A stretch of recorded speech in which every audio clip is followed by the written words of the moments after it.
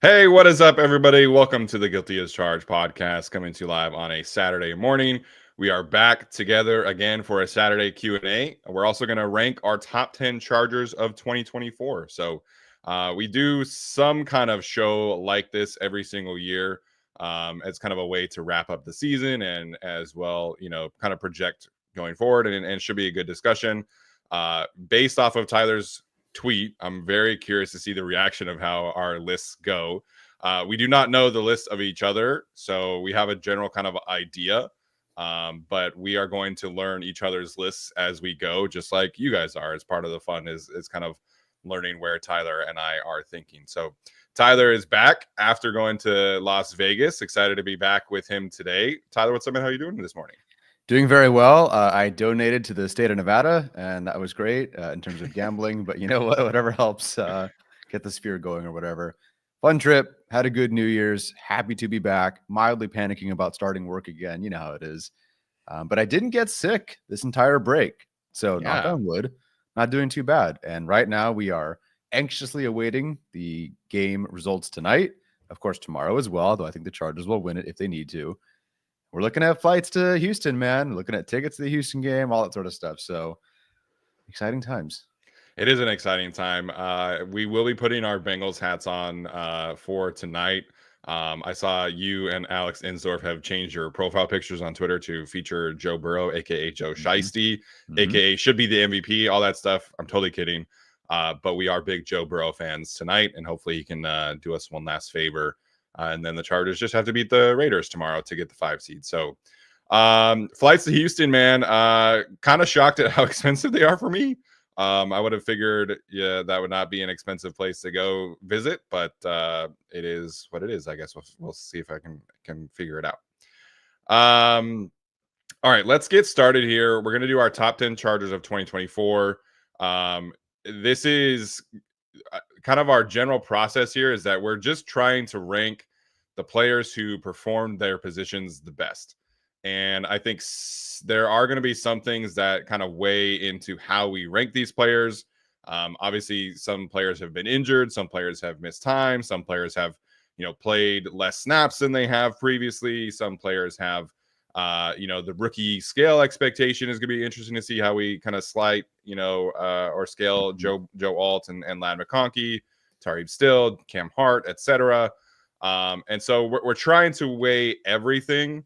But the one thing we're probably not doing is talking about like value to the team. And we can address that when we get to the players. But I think this is a very different conversation for certain players.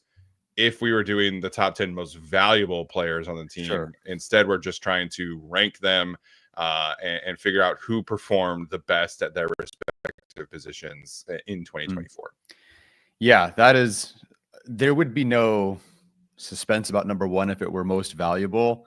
Every year, even if the quarterback is bad, that's the MVP of the team. And Justin Herbert is the MVP of the team, obviously. Like, that's every year. It maybe feels less so the case this year. They've needed him to be Superman less this year. But yeah, it's definitely more of a, like, who's the best at their position.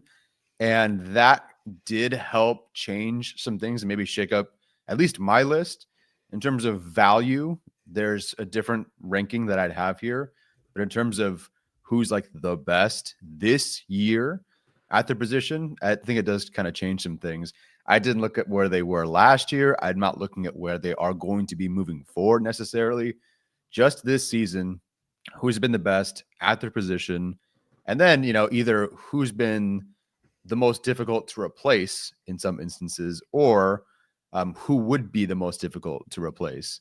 That, I guess, that is a value thing as well, but that does break some ties here.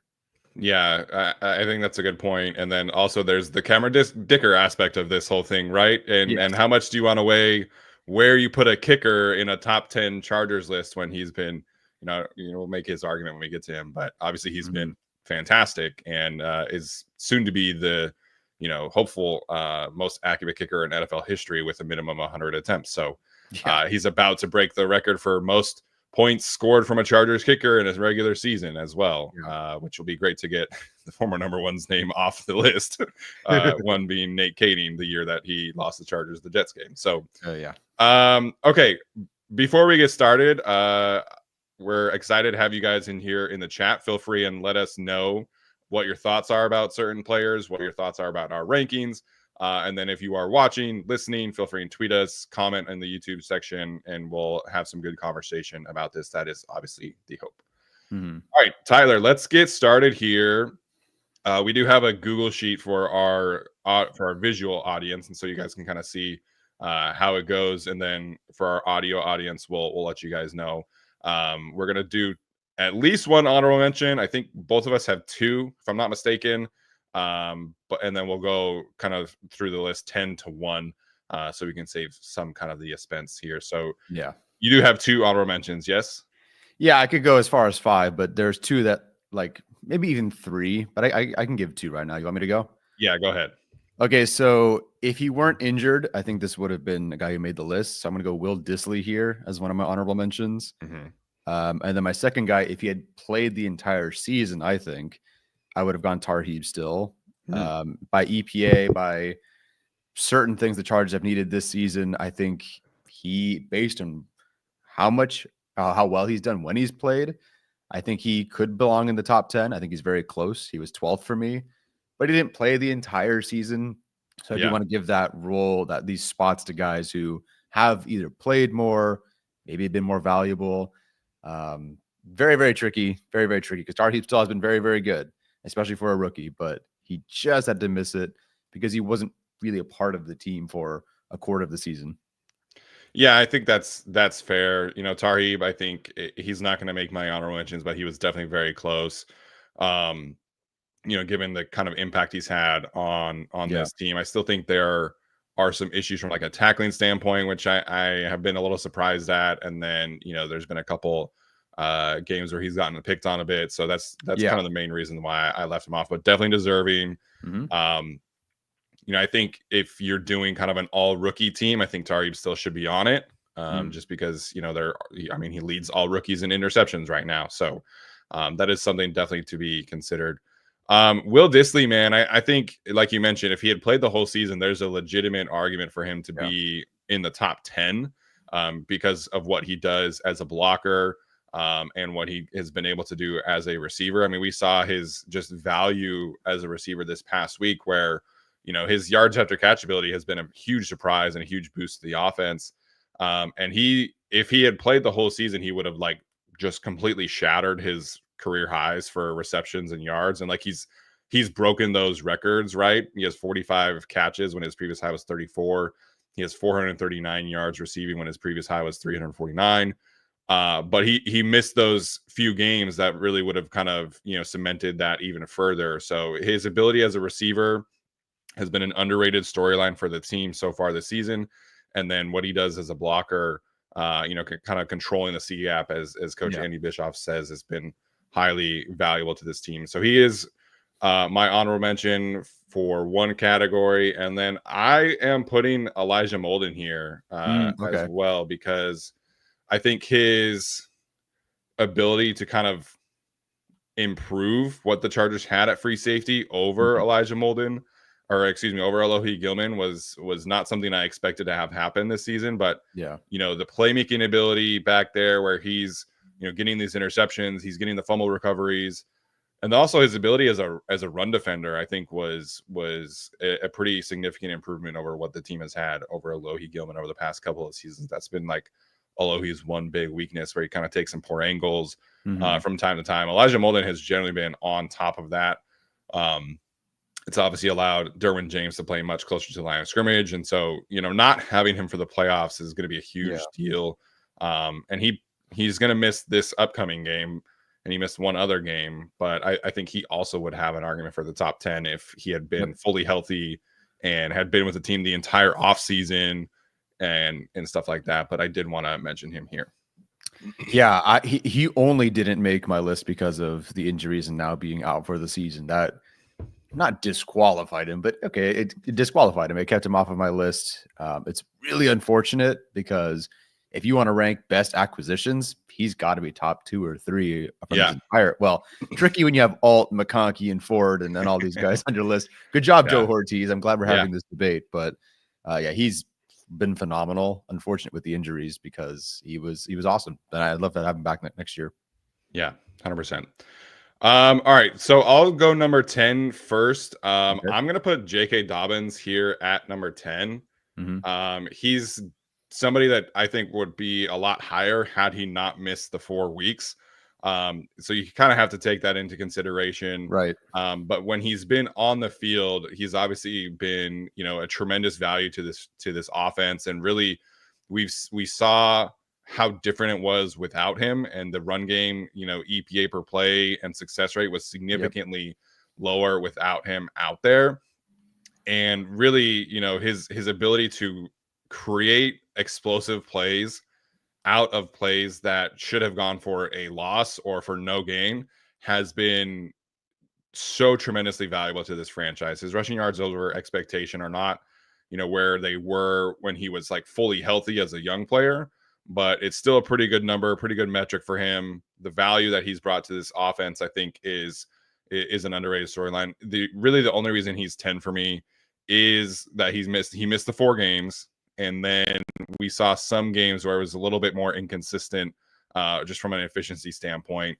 But I do think his value to the offense and the difference making factor of his explosive play potential is enough to still have him be at 10, even with the missed games. Yeah, he could have jumped into, depending on how the season went, 6th maybe for me if he had stayed healthy the entire year. But yeah, you almost get him on the list and realize his value once he was not on the field, because they had nobody in pass protection, no one for explosive runs, and no one in the receiving game for like 5-6 weeks there. It felt like outside of the Vidal wheel route touchdown, they were desperate for anything. And Vidal was struggling, and Haskins wasn't doing anything, and Edwards was either hurt or struggling or both. So it was rough there without J.K. Dobbins. And of course, those first 2 weeks were awesome. As you mentioned, there was a good stretch there, and that's not all on him where the efficiency was down. But again, that's a Greg Roman thing. It's a line thing. It's going to be a tight ends thing. There's a lot there, but Dobbins deserves to make the list because of the magnitude of difference in this run game and this offense with him on the field versus him not on the field. Right when he comes back against the Patriots, they handed the ball, 17 times? I think 2 catches as well. And the offense looked pretty good on the ground. Obviously, it's their best offensive output, not necessarily because of him, but he certainly contributed. So yeah, had to make my top 10 for sure. So he is not 10 for you though. Oh, he is 10. Yeah. Do you want me to go my 10? Yeah. Or do you want to go to your 987? We can go whatever order you want to go. I'll at least save the suspense. So J.K. Dobbins is my 10th player here. Okay, why don't you do your 9 and 8, and then I'll do my 9 and 8 after that. Okay, so this is going to basically where I lose all the fans right now, but that's fine. The good news is the Chargers have had many very good players this year. Yeah. I just think they've been better at their positions, and it's going to kill everyone. I'm going to go Poona Ford here, who I love. And then 8's where everyone's going to log off. I'm going to put Deion Henley here. And that's mostly only because he's cooled off the second half of the season or so. Started with 35 stops through week 10, has 8 since. The numbers are great in coverage in terms of forced completion rate and grade. The yards allowed isn't super great, but as a blitzer, he's really good, although the numbers aren't very good. But he's a very important part of this defense. These 2 are very, very difficult for me to place. Henley, if he had continued like he started, where it was 6 stops, 5 stops, 2 just an insane rack up of numbers throughout the season, then he would have been top 5 pretty easily for me. But because he's cooled off a bit, I had to move him down to 8. 8's very good. There's a lot of good players on this list, but I do have him at 8. Oh, you have Poona Ford at 9? I thought we were going to be very different there. Yeah, I think the rookies really impacted where I wanted to put certain players, and then Cameron Dicker also. So obviously Cameron Dicker is going to be higher than 9, and for me, and 8 for you. The other thing with Poona is the film is great, the consistency is great, but he doesn't really offer a ton as a pass rusher. It's basically 1 or 2 snaps a game there where you're okay, this rush is really good. His primary value to the team is his ability as a run defender. I'm definitely 100% in favor of throwing him a big bag to come back at the end of the season. But when you're talking about like who does their position the best, I still think that the lack of pass rush there, and he's not, he's not playing a super heavy workload in terms of the snaps. Like he is playing basically like 40 snaps a game. So those 40 snaps a game, I think he's generally playing extremely well. But I think those are kind of reasons why I have him lower. Yeah, and his film is better than his numbers. His role is better than his numbers comparison to other guys. Like the productivity, the win rate, his run stop rate, they're all not good. If I was looking at Poona Ford as a free agent and no film, I'd go, I don't know. Yeah, sure, a role player. Yeah. But you look at the film and go, that's obviously, as we have him here, one of the 10-9 best players on the Chargers this season. So because of the numbers too, he fell down a little bit for me. Yeah, I think if you took the two Chargers defensive tackles who are free agents who we all want back are Poona Ford and Teair Tart. Teair Tart's numbers are significantly better, but the consistency for Poona Ford is really the big thing. And then you shared that great statistic of his stops on passing plays being like top 3 or 4 in the league among defensive linemen. Like his abilities to snuff out screens is like an elite attribute. And I think that also plays into this thing here. Yeah, I think he had as many stops in the passing game this year as Alohi Gilman did last year. That's crazy. Which says, something about both players, I think, as you mentioned. Yeah. But still, that's having 8 at 305 pounds is insane. Yeah, 100%. 100%. Okay, this is where I think I'm going to make some people angry, and I don't think this measures his value, but I am putting Khalil Mack here at number 8. I mentioned this on the video I did solo earlier this week, but he's playing a career low snaps right now, 42 snaps per game, which is not his fault. I think it is a strategy from the Chargers to keep him fresh. And his pressure numbers are down, but from a pressure percentage on his snaps, like he is still performing at a very high level. Unfortunately, the run stops are also down because he's playing less run defense snaps. There's been a lot of Bud Dupree and Tuli Tuipulotu snaps there. So again, the value, if we're having the most valuable conversation, Khalil is obviously top 4 for me in that regard, because you have to take into consideration the leadership aspect of things as well. But from a statistical standpoint, from a film standpoint, I think he has taken a slight step back this year. And that doesn't mean I don't want him back. I still do want him to come back to this team. I still think he is a tremendous leader and asset to this team. But if we're just evaluating his film and production, I think this is more of a 7 or 8 conversation versus last year where he was 2 or 3 because he had, 18 sacks or whatever it was. So it's tough for me. This was the toughest conversation for me to have, because when we were like, oh, we're going to do the top 10 conversation, I like instantly penciled him to like 3 or 4. And then I was like, the more I thought about it, I was like, how can I put him over some of these other players who are performing at truly elite levels at their positions? Even though I really value who he is as a leader, even though he's become one of my favorite Chargers ever, I think it was a tougher for me to justify him being in the top 5 the more and more I thought about him in particular. Yeah, so let me just move him here. I have him at 7 for basically the same reasons. Obviously, watching the film, there's great stuff on there. What he's able to do in flashes throughout the game is still fantastic. He started stronger. I think based on how he played the first half of the season, especially with Joey out, there was like nothing. It was just nobody and Khalil Mack. And thank goodness for Khalil Mack, because they didn't have anything else anywhere else. So again, in terms of value to this team, we can talk about team dinners and leadership and how to be a pro and stuff like that. That stuff is all very, very important, obviously, and makes him Khalil Mack. I mean, I didn't realize there was this whole discussion of TJ Watt being washed and they should move on from him or something among Steelers fans. But it really shows you what Khalil Mack, how special he is, that he's 33, TJ Watt, I believe, being 30. And Khalil Mack is still kind of on pace with those similar numbers. So still awesome player, still a top 10 player, top 7 for me, top 8 for you. So a very good player, but just hasn't been as strong. And then if you look at other players relative to their positions around the league, some guys are, first team all pro, second team all pro kind of guys. You wouldn't take 6 other guys over this player. This year, you would probably find 6 other edge rushers you take over Khalil Mack. Yeah, and I think the last thing that I think kind of goes against Khalil is that teams are sending more double teams and chips towards Joey Bosa than they are to Khalil. Yep. So I think that's so Khalil's he still is getting doubled and chipped a lot, but he's getting more one-on-one opportunities than Joey is, and their production is pretty similar, on a per play basis. So I do think that is, something that we have to consider as well. Yeah. Okay, number 7 for me. I am gonna have Daiyan Henley here. Okay. So obviously, if you guys watched my solo video earlier this week, I kind of ranted about Daiyan not being a Pro Bowler. Really, that's more about him not even being an alternate, which is crazy to me.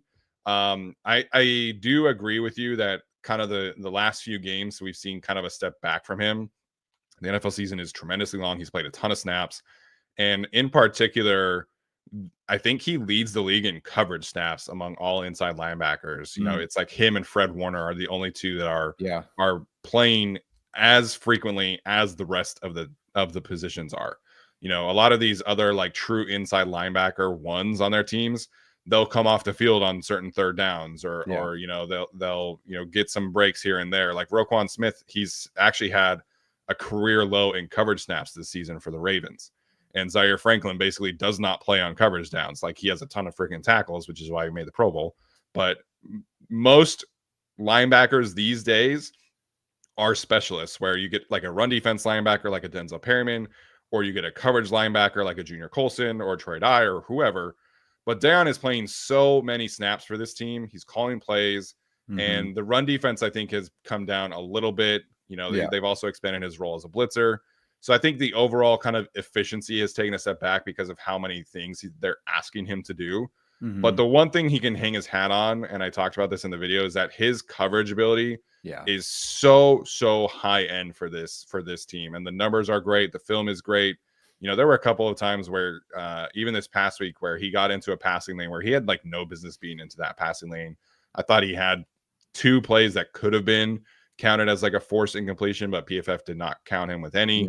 So his coverage play is still like high end linebacker 1 ability. And I think that was really kind of like the difference for me between Daiyan and Khalil, was that Khalil, is kind of just missing like that one like elite attribute that Daiyan has in his coverage ability. Yeah, I like that. Yeah, Daiyan Henley, I don't know if it's a Denzel Perryman thing, but that tandem, Daiyan Henley was at his best. Yeah. Lose Perryman, and I don't know if it's just more on his shoulders or what. It just hasn't been as efficient. Still great plays. There's levels to coverage snaps, right? There's just sitting in a zone and then waiting for something to happen. And then there's what they asked Daiyan Henley to do, which is not a guy who, they ask Henley to do things you'd think that it would be his 5th year playing linebacker in this system. It's his first year starting, right? After being a safety 3 years ago. What he's doing right now is incredible. Don't want to know what it looks like on defense without him for sure. I just have Mack higher. I think it's I don't know. I just like Khalil Mack, I guess. But but yeah, I think Henley cools off a little bit, so that's why I have him here. But I'm surprised we're as on the same page as I thought, because I thought you were going to be a lot higher on Poona Ford and a lot higher on Daiyan Henley, especially after doing an entire rant video saying snubbed. So I thought he was going to be much higher. I'm surprised that we have a very, very similar top. Well, 10-7. Yeah, so far, I like my list when I sat down, when we had this idea, I made a list and I was like, okay, this is like instant reaction.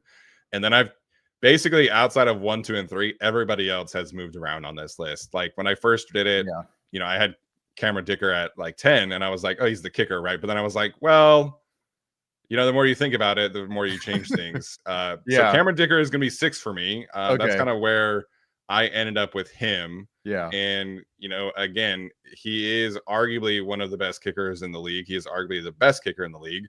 Yeah. If you look at his overall field goal percentage, he's hit 94.6% of his field goals, which is the highest in the league among any kicker in the NFL with at least 25 attempts. He's hit 9 field goals of 50 plus. 90% is, again, highest in the league among kickers who have at least 8 attempts from 50 plus. So he's incredibly accurate. He's given this team a tremendous edge in that perspective. I had a hard time justifying him higher than this because he is a kicker. He only plays, 5 or 6 snaps a game. Right. But again, if we're talking about who is doing their position the best, kicker has to be, I think, in this kind of range, maybe 5'6", could be higher. I guess you can make an argument, and maybe you might.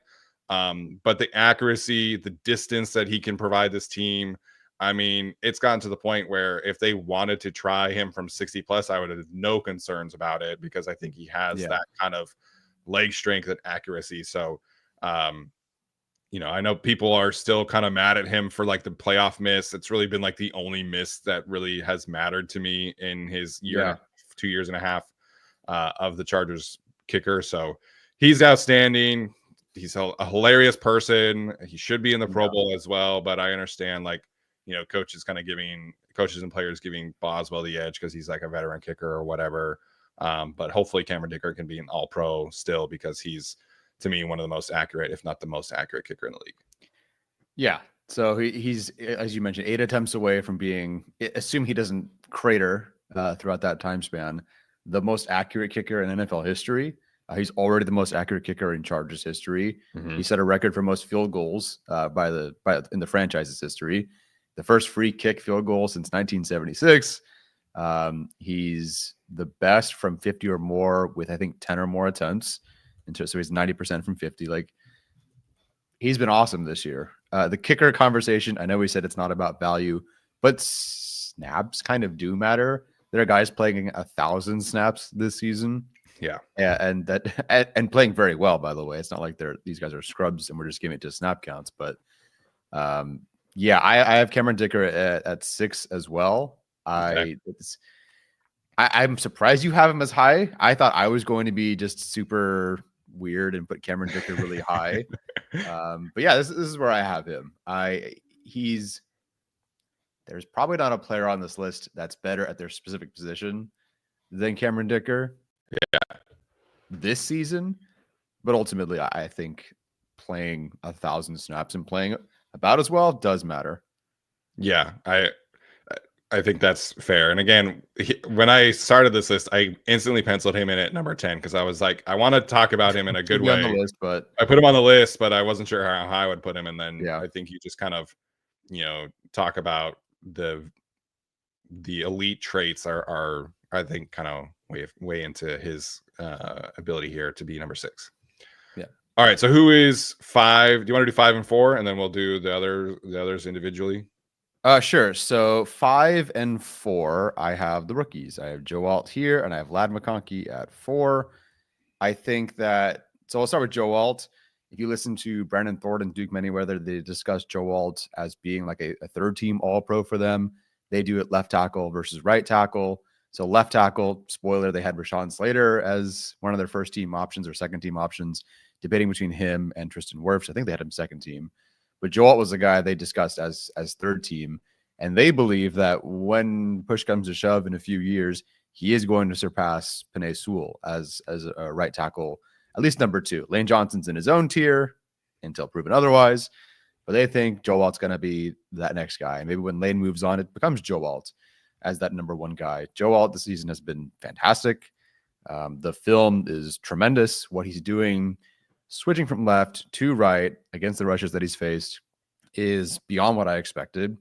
There are, I think it was 3 offensive tackles this year of the last, nope, wait, what was it? Yeah, 3 offensive tackles that are starting that have been drafted the last 5 years with a higher pass blocking efficiency than him and Rashawn Slater, for what it's worth, because they're tied. What he's able to do as a rookie is tremendous. What he's able to do as a run blocker is tremendous. And the crazy thing is you can see on film there's room for improvement. There are certainly spots where he can improve, which is why he's 5th for me. And then Ladd McConkey at 4 for me. I am thankful that other receivers and players have stepped up recently. But for the most part, for most of the season, it's where's McConkey? And if it's not going to McConkey, we're screwed. And I don't think he's had a bad game. I don't recall. I think that the Panthers game where they ran up to score and didn't need to do anything was the only game where he wasn't super productive. Otherwise, he's been nothing but consistent. And we were arguing so early in the season, well, it's just like, yards per route run, but he's got 3 targets or 2 catches or whatever. Super, super efficient. What's he going to do with more stats, more volume, I should say? Be really good. Break Keenan Allen's single season record for receptions and yards with a game to go. He is. It's crazy to me that he's 9th in contested catch rate this season among starters, like ahead of CeeDee Lamb. I forget the other players that are on there, but he is top 10. If he had 26 more receiving yards, he'd be top 10 among all starting receivers in contested catch rate, yards per route run versus man, receiving yards, and touchdowns. Like, we are 26 yards away, if he had 26 more yards, from him being top 10 in like every category. That's crazy. And it's not like, you look at some players, or even you look at like college players. We're watching film right now for college players. And there are some players who just accumulate volume based on how it's designed for them. And it's just a bunch of like yak stuff. They're counting stats, tons of screens, that sort of thing. Ladd McConkey is just tearing up man coverage from the slot. Greg Roman pointed out that 60-yard touchdown against Alontae Taylor against the Saints was that moment where we all went, okay, it's that kind of season. It's that kind of player. Yeah, and that's true. So Ladd McConkey, I don't think I've debated putting him higher. There's some respect to other players on here for sure. But to me, if you're top 10 among wide receivers this season in almost every notable category, yeah, I got to put you top 5. Yeah, definitely have both of these players in the top 5. I do have them flipped. Yeah. Which probably isn't a surprise to anybody considering I kind of am the offensive line guy, which, it is what it is. But I think for me, it's not shade to have this, different. I think my kind of thought process was that Joe Alt is making a transition to a different position that he's never played before. And playing right tackle is, I would say, a more difficult position to play than slot receiver when you're taking into consideration, the kind of edge rushers that Joe Alt has been facing this season. So you mentioned like the players drafted recently that Joe Alt kind of compares to, his island rate is right next. Island rate is a metric that Team of Risk does every single year, kind of measuring who performs the best and who performs the most on an island when there's no chip help, no double team help. He's next to Laramie Tunsil and Penei Sewell in island rate and an expectation when or a grade above expectation when on an island, which is pretty good company when you isolate it with his pass blocking grades, run blocking grades, pass blocking efficiency, total pressures allowed. The only 2 other players who have had a rookie season like him have been Rashawn Slater and Ryan Ramczyk. Like, he's having a better rookie season than what Tristan Wirfs had, than what Penei Sewell had, than a bunch of other guys who are the best players at their position, in this league. We've talked about this before, but Lane Johnson had a horrible rookie season. And Joe Alt has come in, making the position switch, taking on a significantly higher role from a pass protection standpoint. Like, he does get, help from this team. Obviously, Rashawn gets more of the island rate, which makes sense. But Joe Alt is performing at a level that I didn't really think was possible for his rookie season. Like, I knew he was going to be good right away. I didn't think he was going to be in the conversation for the Pro Bowl, going to be in the conversation for an all-pro player right away. I thought it would kind of take some time. I thought the transition to this league would be a little bit more difficult for him. I thought the transition to right tackle would take some time. He was playing left tackle in training camp because Rashawn got injured. And so he didn't even have like a full training camp at right tackle. So this is, to me, it's just kind of a scale of difficulty conversation between Joe Alt and Ladd McConkey, who are both, I think, having outstanding, excellent, highly productive rookie seasons. But Joe's just the things that they're asking him to do, I think, are more difficult. And he doesn't get a ton of benefit. And I haven't really mentioned him as a run blocker. Like, his ability to cave in the right side as a run blocker has been so much fun to watch. You notice it a little bit more when Jamari's out there, because Jamari is also capable of doing that. but not to take anything away from Ladd, who we've talked about all season long as one of the best receivers, in the rookie class and breaking Keenan Allen's rookie record. Like, they're both top 5. I just gave a slight edge to Joe Alt. Regardless, how awesome is this draft class? How often do we have? I'm curious where we had Slater if we did this discussion after his first year. I'm sure it was got to be in the top 5, but I mean, man, Joe Alt, Ladd McConkey here, incredible, and the acquisitions here. I mean, so we had Will Dissly as honorable mention, Elijah Molden as your honorable mention, me, Dissly, Tarheeb Still, Joe Horty's acquisitions, Dobbins an acquisition, Poona Ford an acquisition, Dan Henley, thank goodness for Tom Telesco, I guess. But Joe Alt, Ladd McConkey, more acquisitions, just an incredible tour de force from this coaching staff, from Joe Hortiz this season. Yeah, it's been certainly fun to watch. Yeah. Okay, I think we're gonna have the same player at number 3, Yep. which is Derwin James for me. I think there's a real argument to be had that, like, post bye week, and what we've seen up until now, so weeks basically 5 through 17. If you had that player for the full 17, maybe there's a different kind of conversation here.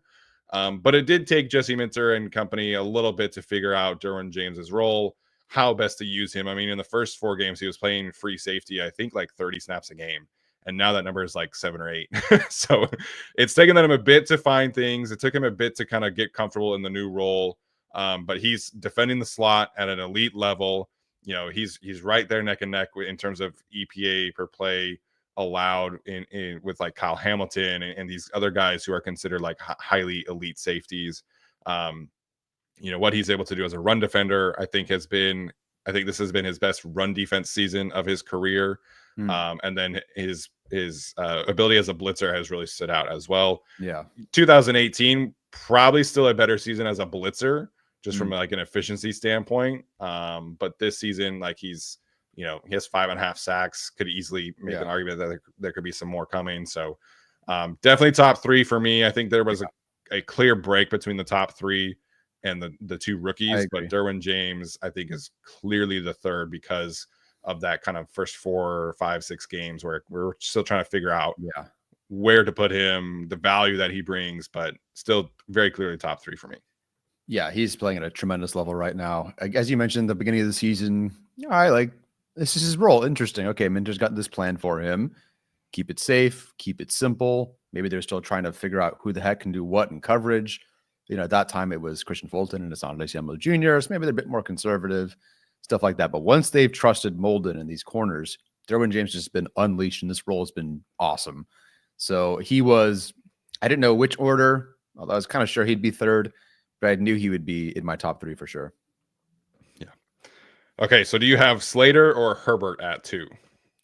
I think my number 1 is going to go to the player who has had the greater body of work across the entire season, who is better at his position than the other player is at his position. So for the first time, I'm going to go with Rashawn Slater at number 1. And at number 2, I'm going to go Justin Herbert. Now, again, for those who are running to the comments, this is not a most valuable conversation because that is Herbert every year. Every year. I think Slater has been better at his position this year than Justin Herbert has across the entire season. Now, Herbert made it very interesting the last few weeks. That game against Denver was an absolute tour de force, gritty, Harbaugh, Ted, whatever you want performance. But then you go watch Rashawn Slater in that game.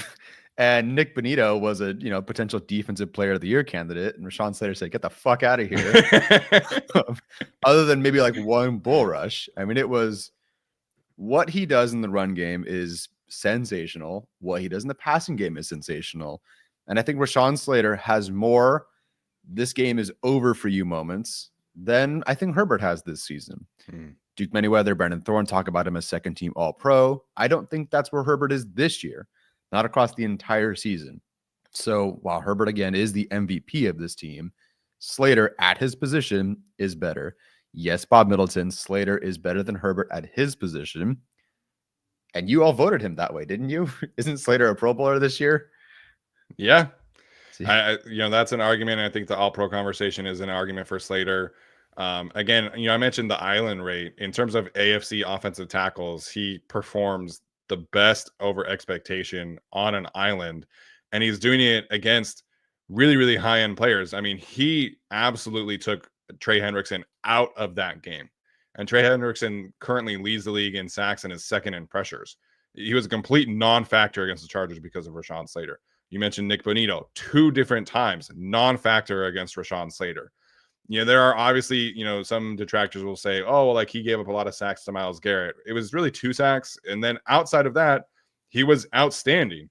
Like it was the 2 reps and that was it the entire game. And I understand, like, as an offensive lineman, you give up a sack, like that's a horrible thing to do. And I get it. Like that's how it works. Sure. But if you took every single offensive tackle in the league and said, you're going to go block Myles Garrett 30 snaps one-on-one in this game, I would say Tristan Wirfs, Rashawn Slater, Lane Johnson, and Penei Sewell, like those are the only 4 that could lose just 2 reps. Like he lost 2 reps to Myles Garrett, and everybody was like, he had a horrible game. Well, if you really kind of talk about who Myles Garrett is and the difficulty that he presents, then I think you can have a kind of different conversation. Yeah. You mentioned the Duke Manyweather thing. Duke did say that his pectoral injury is worse than everybody thinks it was, which can kind of maybe justify a little bit of his weird game against the Cardinals where he gave up 3 pressures and a hit. It was like, well, that's weird. The Cardinals don't really have a guy who can do that. But if the pec injury was that bad, then I can kind of understand it. But I think you put it out wonderfully. Slater has more standout moments across the season than Herbert does. Mm-hmm. And I think the unfortunate thing for Justin Herbert this season is that he's dealt with 2 different ankle injuries. Yep. And so that's taken away like 6 games where he could not be at his best. Mm-hmm. And so I do think when you're kind of weighing the injury aspect of things, that is one thing that I think, can kind of give Slater an edge. All that being said, what Justin Herbert is doing this season with this cast of characters, with the offensive line, and Greg Roman has been better recently, but it's not like he is, he has the benefit of having, Ben Johnson or Matt LaFleur or Kyle Shanahan calling his plays, Kevin O'Connell, etc. He doesn't have an elite offensive play caller. He doesn't have an elite supporting cast. He doesn't have an elite interior offensive line. I mean, we talked about Will Dissly. Like Will Dissly is his tight end 1. So the scale of difficulty, we're talking about it for Joe Alt. I do think the scale of difficulty made this a tremendously close argument for me, even though I did have Slater number 1. Like when you kind of sit down and think about who Justin Herbert is playing with, what he is being asked to do, the amount of edges that he has to give this team is, again, if this is a value conversation, then Herbert is very clearly number 1 in my opinion. But the injury, there were a couple of games where he was just not at his best, and then there's like the Falcons game was really like not great, and so there are certain things like that I think give Slater a slight edge. So I know people are going to be upset about this, but when you kind of weigh all of the conversations, I think Slater has a slight edge at number 1. Yeah. Steven points out our lists are wrong. Joe Ortiz is number 1. Yeah, I'm fine with that. I mean, if we're being completely honest, Josh Harris should be number 1, but can't go that far, guys. Yeah. Herbert this season, what he's doing now over the last 4 weeks or so, when he's not getting pummeled by the Buccaneers because Greg Roman had a bad day that day. That second half versus the Chiefs, really, maybe the whole game against the Chiefs, but definitely that second half against the Chiefs, the game against the Broncos, and this game against the Patriots. Yeah. If you want to say that Herbert's playing better than anybody else on the team right now, okay, I can get behind that for sure, especially after dropping 74 points on the last 2 defenses, one of them being against the Broncos, and that specific game being one of the highlights of his career. So if you want to say he's playing better right now, totally get it. But across the whole season, I do think Rashawn Slater has been playing better. There we go. All right. So for our audio audience, again, this is top 10 Chargers of just this season. I have Will Dissly and Elijah Molden as honorable mentions. Tyler has Will Dissly and Tarib Still. We both had J.K. Dobbins at 10. We both had Poona Ford at 9. I had Khalil Mack at 8. He had Deion Henley. I had Henley at 7. He had Mack at 7. We both had Cameron Dicker at 6. Ladd McConkey at 5 for me. Joe Alt for him. 4 was Alt for me, and Ladd McConkey for Tyler. And then we both had Derwin James at 3. We both had Justin Herbert at 2, and we both had Rashawn Slater at number 1. So hopefully you guys enjoyed that exercise. I'm sure we'll get a lot of disagreement, but it is what it is. Hopefully we, at least made our points strongly. All right, we'll take questions here for about 15, 20 minutes. So feel free and fire away. I do see a few super chats in here. So we'll get to those in a second. Before that, of course, have to tell you guys about our friends over at Prize Picks. Obviously there's no bigger testimony to Prize Picks than Tyler's mom, who's won a bunch of money on Prize Picks this season. And it is truly the best and easiest way to consume daily fantasy sports. It has driven me away from traditional fantasy just because it's so much easier. It's more fun. I don't have to worry about injuries this week. I wouldn't have to worry about players not playing. If you've been a Saquon Barkley, ride or die this season, he's not playing this week, but on Prize Picks, you don't have to worry about that. You can go choose somebody else on the Eagles if you want. So prizepicks.com/guilty is the best way to do that. Prizepicks.com/guilty. It does truly help support the show as well as yourselves, I think. So prizepicks.com/guilty. Okay, we'll get to some of these super chats. First and foremost from Jose. He says, please don't start Trey in the playoffs. We did not get a chance to talk about this week because, you were out of town and it's New Year's week and stuff like that. What are your thoughts here as Jim Harbaugh has kind of left the door open for a rotation, a potential change in starting at the right guard position? Jamari did take starting snaps on one day, Trey another day. I don't think we saw yesterday how that worked, but what are your thoughts here as we kind of move into week 18 with a competition at right guard? That is where I got to start, is the fact that we are in week 18 with a competition for right guard. That's not necessarily an issue if there was a competition in the spring and throughout training camp, and then they evaluated throughout the season, and then, okay, now we got to make some changes. The fact that they went Trey outright makes this all very much more interesting than if it were just a pure competition. I don't know what they're going to do, to be completely honest. The play from Salyer against the Patriots was the best right guard play they've had in quite some time, I would say.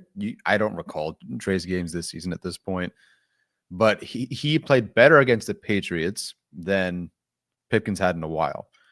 The difference is Salyer played the Patriots, and that interior defensive line is not great. Unless you count Keon White on the occasional reps, but for the most part, he's just defensive end.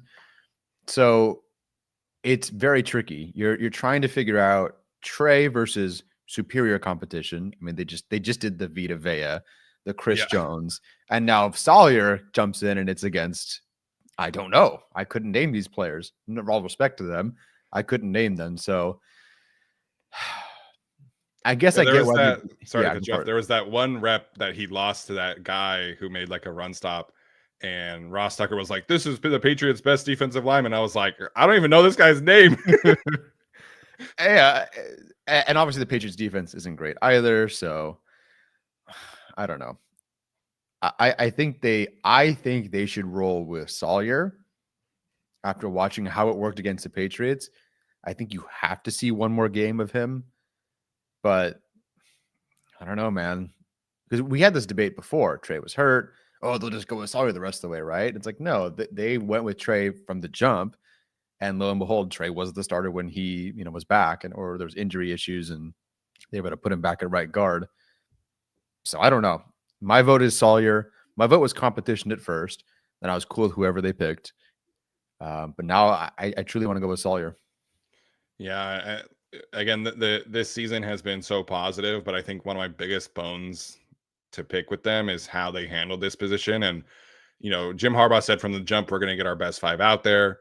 And I understand that logic. I understand that Trey Pipkins, like, overall is probably a better football player than Jamari Salyer, but he's never played guard in his life. And so it was strange to me the way that they handled that, especially with, this being an offensive line team and tip of the spear and all that stuff, right? That they would just hand it right away to Trey, I think is kind of come back to bite them in the ass a little bit. So we're in week 18 and they're finally realizing that Jamari can play.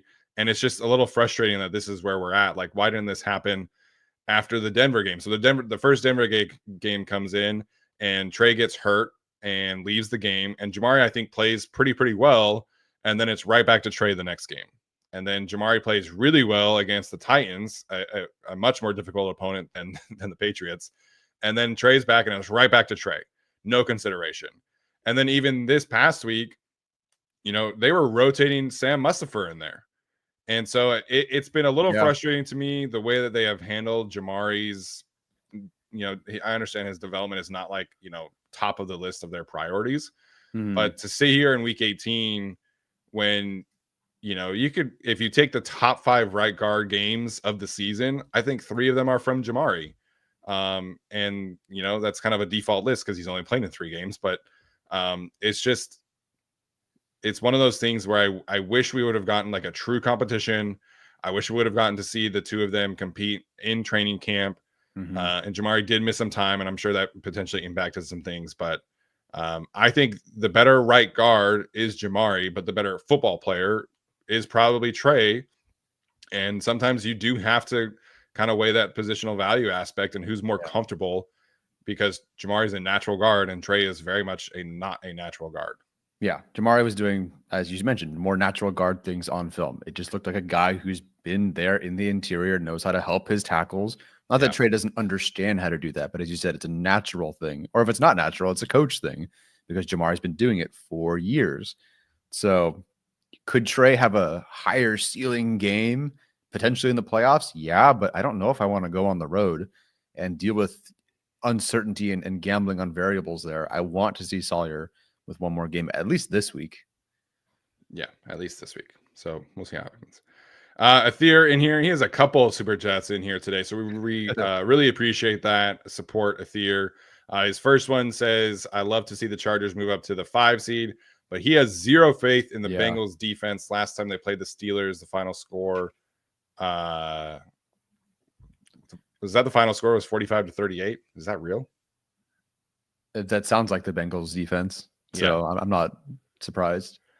Yeah, I understand that. I think their defense is awful. I also think that the Steelers' offense has been horrible the last few weeks. And I mean, I don't know if you saw this, but Russell Wilson was asked about his, relationship with George Pickens, and he was like, "Yeah, we're not really on the same page a lot of time right now." And then George Pickens was asked about it, and he literally did not even answer the question. He just put his ski mask like over his mouth, and then just like was like. So the vibes in Pittsburgh are great. I think TJ Watt was saying that like there are players in that locker room that are doing things for themselves as opposed to the team. So it's not a great time in Pittsburgh right now. So I do tend to think that the Bengals win this game tonight, just because I think their offense is really playing at a super high level, and the vibes in Pittsburgh are not good right now. Yeah, it's so funny to have what feels like every year one of the 3 most dramatic teams in the NFL for like a decade, and yet they still win all the time. It's ridiculous. So kudos Mike Tomlin, I guess. I think the Bengals do pull it off, man. The real question is, do the Broncos or Chiefs pull it off? Or do the Chiefs backups pull it off in week 18 for it to matter for the Bengals? But it doesn't matter because the Bengals are playing tonight for whatever happens tomorrow. Yeah. I think the Bengals pull it off. I also just don't think they make it. No, I mean, I can't see the Broncos losing to the Chiefs backups. I mean, you're talking about Carson Wentz and Kingsley Suamataia protecting his blind side, and like I don't know, man. I don't trust that. If they had a better backup situation, I'd be like, okay, I can kind of understand that. But that Broncos defense is going to be flying around with a lot to play for against some bad players from the Chiefs standpoint. So I expect the Broncos to come out and win that game. Yeah.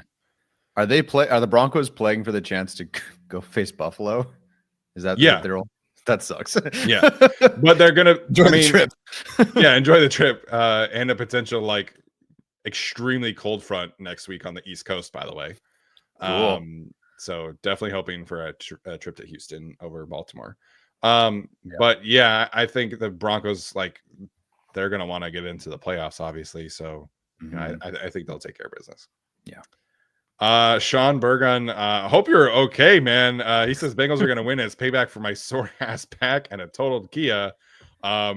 I appreciate the super chat. I sure as hell wouldn't send in a super chat to my favorite podcast when my car is totaled. But I appreciate you. Hopefully everything's okay. Hopefully your insurance can get you a nice replacement and all that good stuff. Yeah, Kia is definitely tricky. I know the parts and replacement stuff is very tricky. That was my first car accident. Not my fault. They ran into me on a turn, but that was my very first car accident at the good old age of like 17. Nice. Yeah. I'm looking at Kia cars because I'm starting to look for new car, and Kias, I don't know, I just love the way that they look, and we're gonna start test driving in a few weeks, but cool. Yeah. But I don't know, man. My Toyota is a 2008 Sequoia, and it has like 250,000 miles on it, and I have zero issues with it. So yep, I might just stick with Toyota. I get it, man. I mean, we're a Toyota Sequoia family, and that thing's been bulletproof for my entire childhood. I mean, it's just never an issue. Great car. Gas mileages can be an issue, especially with a Toyota Sequoia. I totally get that. You have the same car my family had. So yeah, it's a great car though. Yeah, I get 14 miles to the gallon, and it's not great. Toyota, if you want to sponsor us, by the way, happy anytime. Yeah, I'll test drive. Yeah, send us a car. Absolutely. Andrea Schoen with a big one as always. She says, "Let's go Chargers." Appreciate her. Yeah, man. Exciting stuff, man. Going to Houston, hopefully. Fingers crossed. This was a chat from Steven, who's a member for 27 months. We appreciate that. He said this a few times, but he thinks Joe Alt should have been number 1 on this list. Locking down his position after having to switch from his college position, he has been phenomenal. When you look at the numbers on PFF, this is quite easily the best right tackle season the Chargers have ever had. Oh, yeah. By default. It's wild that I don't even have to, if I wanted to. I actually don't have to even watch offensive tackle this year in the draft. Yeah. I will, but I don't have to watch anyone in the first round or the second round. Yeah. So Joe Alt, thank you for finally securing that right side for us.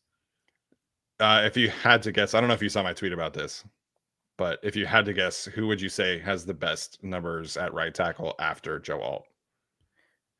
Because you're asking, I think it's Sam Tevi. No, actually, it was Trey Pipkins in 2022. His season before this season from Joe Alt was the best right tackle season in the PFF era. Okay. Yeah, Chargers have had a mixed bag of left tackle for a while, but yeah, right tackle. Huh. Okay. Yeah. There was a season, like I think the first season that PFF started tracking offensive line play, I think Jeremy Clary had like a pretty good season, but then like the next season after that, he allowed like 65 pressures. So that was fun. Yeah. It's kind of sad going through the right tackle history of when Philip Rivers was quarterback. It was not fun. Oh yeah. I mean, it was bad. Thanks, Teleska. Yeah. Thea in here and with another one. This is what I have to say. My team, I am not afraid of the Ravens. Like all Chargers fans, thank you, Steven, for not giving us a chance. I want the smoke. They are frauds. I will prove my point. I've never said that they have no chance. But yeah, man, like I definitely want to play the Texans instead of the Ravens. Right. I don't really care how. Yes, people will do the whole like they beat the Texans. Oh, they didn't beat anybody. They lose to the Texans. Oh, Herbert sucks. It's a lose-lose in terms of online narratives, but I would like to. I like the path of, oh my gosh, Houston, then Chiefs, then whatever happens. Yeah, sorry guys. I want Herbert to get his first playoff win. I need people to shut up about that whole thing. I would love for them to get their first playoff win. I'm not automatically saying it's a win for the Chargers. The Texans have a great defense, but it's where you want to go. Yeah, 100%. It's currently scheduled to be -8 degrees in Baltimore next weekend. So it's going to be like 40 degrees in Houston and inside. Indoors. So yeah, when you take away just the team factor, there's all these narratives about California teams going to the cold. I would very much rather see them play inside than -8 degrees outside. Yes. Correct. Then you talk about the team, and we can get into this again, but the Ravens are a significantly better team than the Texans. Like, it's not even a close conversation No. to me. No, and their defense is playing way, way better now. As I mentioned, at least when we did our playoff scenarios, they're not top 15 defense. I think top 12 in EPA. And the only reason you might want to root for a Baltimore matchup is that I can't go to Baltimore and bring my bad luck. So my dad and I will be in Houston. So if you really want to you go to Houston, I'm also going. So it's a package deal here. So we'll see. If they play Houston, it will probably be a Saturday game. Mm-hmm. If they play Baltimore, you just know that that's going to be the Sunday night game. So, if you want the team to have like a normal week, I guess you root for the Ravens game. If you want the team to play on a short week with an easier opponent, then you choose Houston. So, those are things to consider also when you're. But ultimately, like I do think the most likely outcome is that the Chargers play at Houston, just because I do not trust the Steelers to score enough points tonight to beat the Cincinnati Bengals. Yeah. Curious how if they go to Baltimore, all the narratives like, oh, they can't win on the East Coast after destroying the Patriots. Yeah, they can't win in cold weather after destroying the Patriots. They can't win in Baltimore in January in the postseason, which they did 3 years ago. But I'm curious how people will spin that. Buddy, that was more than 3 years ago. Oh, yeah. Sorry. That was like 6 years ago. All right, 6 years ago. Point is, they did it. Yeah, I got you. Very different Lamar Jackson from that game, also. Yeah, he didn't even start the game. It was Joe Flacco. No, Lamar's the starter at that point. No, that was his rookie season. Joe Flacco started that game, and he wasn't playing so well, and they put Lamar in. I'm pretty sure. I'll look it up. Chargers, Ravens. I'm pretty sure it was Lamar starting the whole time at that point, but that's okay. It's fine. Hold. Because he started the week 17 or week 16 game that Brooke and I went to at Carson. Oh, never mind. What am I thinking of then? What game? Joe Flacco did start that season. Yeah. What? Okay. Well, whatever. Chargers won that game. That's all I remember. And it was 3 years ago. Just kidding. Yeah, it's all good. Steven in here says, no question today, but thank you, GAC boys. Steven, Tyler, Alex squared. I didn't know you could do that on that's cool. Anyways, cool. Y'all give us so much content and make the season more fun. Now on to the playoffs. I didn't share this earlier, but we did hit 1 million views in 2024. So we greatly appreciate you guys for supporting our show. It's obviously pays to cover a better team than last season when the team was not very good. So we really appreciate the support. Hitting 1 million views was definitely, on our bucket list for 2024. And we made that happen. So we could not have done that without you guys. Hopefully in 2025, we can hit even more. And we can't, again, appreciate all of you guys for sending the super chats, all the views, everything. It really, truly means the world to us. Yeah. After last season's not 1 million views, it's nice to have a much better season this year. I think we've been doing fewer videos. I don't know. But anyway, the views are up. I mean, we did a Patriots film review, which I feel bad because I feel like I just had a giant headache that entire stream, but it did way better than most videos did last year. Yeah. It's fun. It's more fun. Yeah. And we had a great draft time with you guys. The whole draft weekend was outstanding. And hopefully we can continue to build on the success of 2024. Yeah. No, we cannot get Alex out of the third world. He is currently doing the whole med school thing. So he's there until he's not. Yeah. I think he's got like 2 more years left, if I'm not mistaken. I don't know if he's in the chat still. I saw him earlier, but I think he's got, I guess it depends on what you count as him being done. Because like Jameson has a few years now of something. I don't know.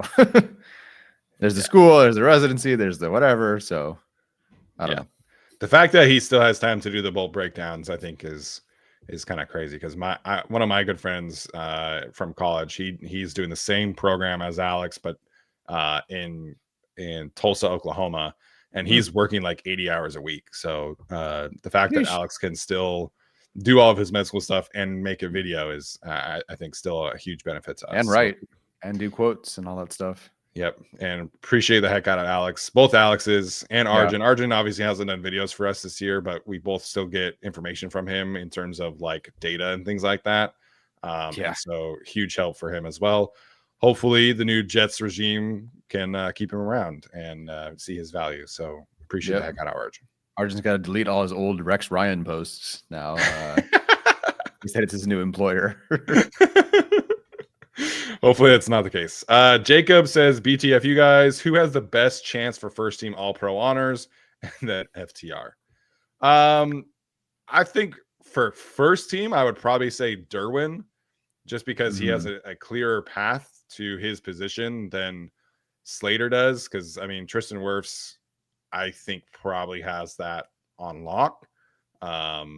But I would probably say Derwin. I think both guys probably end up as second team though. Dicker? I don't know, man. I mean, Brandon Aubrey's hitting like 60-yard field goals every single week, and Chris Boswell's kicking in Pittsburgh, and their numbers are pretty comparable. Yeah. You know, if Darius Davis had his season last year, this year, I think he would be very easily first team returner. But he's kind of taking a step back also. So I would still lean Derwin just because, you know, he has the sacks compared to Kyle Hamilton. He's had like the better defense compared to Kyle Hamilton. So I think those two guys are going to be the first team and second team All-Pro at strong safety, but it's really close. I could see people giving it to Kyle Hamilton because the Ravens won the division and you know, et cetera. But I think Derwin should be first team All-Pro at strong safety. Yeah, I think so. Yeah, with Wirfs switching to left and taking that's kind of ends that one for Slater. Yeah. We talked a lot about Slater, right? But Wirfs has allowed like 10 pressures this year. No, it's ridiculous. Him and Lane, I think combined, it's like 18 pressures. Yeah. It's ridiculous. The fact that the Eagles have like arguably the best center ever and arguably the best right tackle ever, and they played together for like a decade is just unfair, man. Yeah. And then they lost that center, and the Eagles are fine. And they replaced him with a Pro Bowler. Pretty good.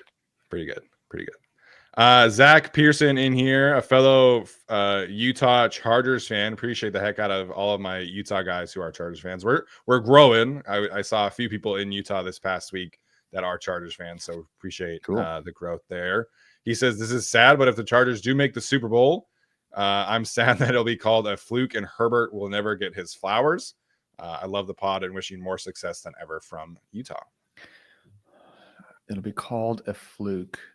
I mean, why? If they made the Super Bowl, other than playing Houston first, like the Bengals path to the Super Bowl was not a fluke, but it was a whole heck of a lot easier. You played the Raiders. One of the flukier Super Bowl runs you've ever seen, though. Yeah. So, I mean, they almost lost to the Raiders in the wild card round. I know. They were like literally inches away from losing that game. Yeah. Yeah. So I don't think so. If they play Houston, but then they have to beat Kansas City and then let's say beat Buffalo and get there. Yeah. I mean, I don't think it'd be called a fluke by any means. If they win this one game and then they lose in the divisional round, I think Herbert will not get a whole lot of credit for winning in the playoffs. The goalpost will just move. Oh, he's won a playoff game. Okay, well, then he couldn't beat the Chiefs on the road, or he's a road loser or something stupid. Yeah. But I don't think it'd be a fluke if they made it. Yeah, I mean, if they make the Super Bowl, it's tough for anybody to really argue with that. Like I can sit here and say that the Bengals Super Bowl run was fluky, but the media members still like have Burrow held in a different regard because of that Super Bowl run. I think he had like one touchdown in 2 games or whatever it was. Derek Carr like genuinely outplayed him in the wild card round and threw an interception at the goal line with the chance to win the game. And then Ryan Tannehill threw 3 picks in the divisional round. That's right. And Joe Burrow didn't throw a single touchdown in that game.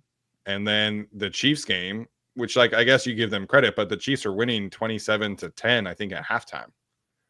So I don't know. But if the Chargers do go on the Super Bowl run this season, like more of the credit is going to go to Harbaugh, obviously. Okay. Gotcha. If that's kind of the conversation, I can get that. But like you mentioned, beating Kansas City at Kansas City, Buffalo or Baltimore at Buffalo or Baltimore to get to the Super Bowl, that's like as difficult as a road as possible that you could draw up. So I would think that he would still get a lot of credit. I just think that Harbaugh would get like the bulk of the credit. Yeah, I could see that, or the defense or something. Yeah, but I mean, whatever it takes, man. If the Chargers get to the Super Bowl and Justin Herbert gets zero credit, I don't really care. Like, all due respect to Justin, like I just want to see them get to that point, you know. And he would too. Yeah, and I don't think he cares either. You know, no, he doesn't. Every time he's asked about his own stuff, he's like, "Well, my teammates." You know, he played behind the worst offensive line in the league as a rookie, and he was like, "My offensive line." Oh yeah, I mean, we saw Phillip Rivers cry talking about his offensive line. They were terrible. Yeah. So just kind of the guy he is. But next one in here from a theory said, my bold prediction: Chargers will play the Ravens. Blots lead 24-20 Ravens. Ball, DJ sack and strip on Lamar. Bolts escape with a win. Chiefs next. Let's go. He's really invested in Chargers Ravens. Yeah, I mean, people will bring up the 2018 season game, not 3 years ago game. I was like, oh yeah, they can do it again, but I don't know, man. I don't know. They can beat the Ravens. I think it would be much less likely than Houston. The idea of it's Derrick Henry and now no Elijah Molden to support there as well. Although maybe Gilman, or it seems like Gilman will come back, but we'll see. Yeah. I don't know. Yeah. Appreciate Athir for his 3 super chats today. It's been a lot of fun to talk about that. Alex wants to know if we can say hi to his boys, Asher, Arden, August, and Atlas. Wow, you guys really like the A names there. All second-generation Chargers fans. What's up, boys? Hopefully you have a great holiday so far this season. Hopefully you guys be good boys to your dad. Spoil him as a Chargers fan. Make sure you buy him lots of gifts, and he can treat you guys to some Chargers games. So we appreciate the heck out of Alex and his 4 boys for watching the podcast today. I love that. That's got to be a ton of fun if you either watch the games or go to games. You bring your kids, and they're all Chargers fans. That's got to be awesome. I can't wait for that. I'm jealous of walking around the stadium, and there's like, some dad's got his like little girl on his shoulder, and she's in a little tiny like bolt up jersey or Chargers jersey. Yeah. Excited for those times ahead. Yeah. Hopefully my future kids do decide to watch football. I don't know. I'm not going to like force the Chargers on them like some people might do. I mean, your dad is a Raiders fan. And you're a Chargers fan, season ticket holder for 12 years, 13 years. Whatever since 2013 is. 12, I think. Yeah, sure. So, kids got to make their own choices. I think that's what makes football fun, especially as, we live in California, right? But like, as long as my son or daughter likes football, I don't really care who they like. But it would be great if they were Chargers fans, obviously. Yeah. Last one in here from Frank. Appreciate the heck out of him. He sends in a big one and says, congrats on 1 million views and Happy New Year. Frank is one of the longtime supporters of our show. He's always in here in super chats, and we greatly appreciate him. He bought like multiple things off of Brooke's Amazon wish list a couple of years ago for Classroom. And I got to meet Frank for the first time at the Chiefs game earlier this year. One of the nicest guys I've had the pleasure of meeting from doing the podcast. So appreciate the heck out of Frank and for sending in that super chat. Nice guy. Well connected, man. You also, he'll just post a picture of like, oh, here's me and Antonio Gates, like playing pickleball together or something. Yeah. Good stuff. Yeah. Good stuff indeed. All right. Tyler, any final thoughts before we head out today? Go Bengals. Yeah. Go Bengals. Hopefully they can beat the Steelers and pull this off. And the Chargers can potentially get the 5 seed. That would be great. All right, guys, that is going to do it for us today. Tomorrow, our schedule is going to be a little bit different than normal. It is my birthday, and we are going out to eat to celebrate. So we will be going live around 8:30-ish after the Sunday Night Football game. So hopefully you guys can cut me a little slack for starting late tomorrow night. But we will see you at that time. No food talk today. Yeah, nobody really asked us any food questions today. So maybe tomorrow we can talk about some food stuff. Sounds good. All right, Tyler. Thanks so much, guys, for tuning in. This has been another episode of the Guilty as Charged podcast. We'll see you next time. As always, bolt up.